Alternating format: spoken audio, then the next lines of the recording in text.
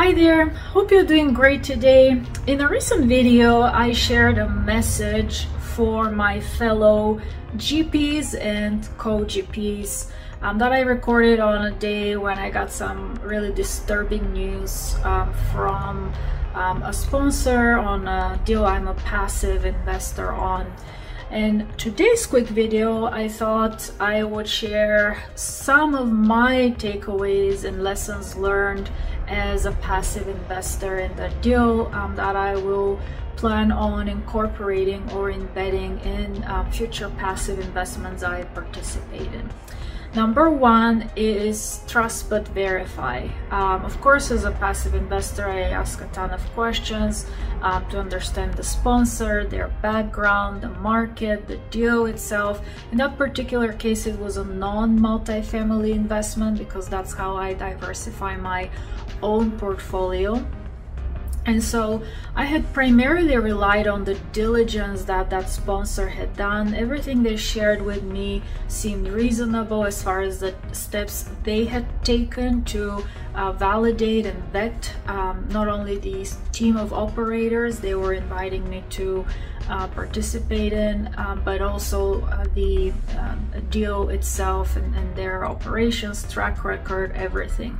But one lesson for me was to perhaps request for some of those reports or findings of their initial analysis and see that on paper, including the financial statements. Which brings me to point number two, is to remember to request a copy of their reports, whether that's monthly or quarterly, so you can get a good idea of the level of detail that will be shared with you as a passive investor, or at least the level of detail that is made available to the sponsor. I had assumed that will be the case, and again, that's on me. I should have requested for a copy, but what's even worse, I had assumed that the sponsor either has access to that information or receives that information, and unfortunately I happened to find out that not only they were not receiving it, but they were not even requesting it. So it wasn't until that crisis embellished when all other passive investors started asking for it, when they reached out for that information. So number two, ask for a copy of the reporting and confirm, or at least confirm, that the sponsor is receiving that on a regular basis, monthly or quarterly.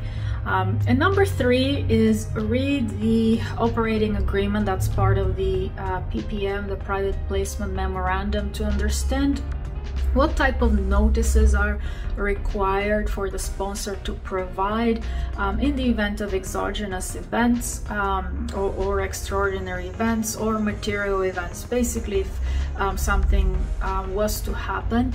In that case, there were no provisions in terms of timing or nothing that really specified whether or not a notice is required. And so when I received the information 2 days before my distributions were due that, hey, you will not be receiving those and maybe you get them in July, that's when I realized that's probably something I overlooked. And again, the sponsor should have been communicating to begin with, so that would not come as a surprise.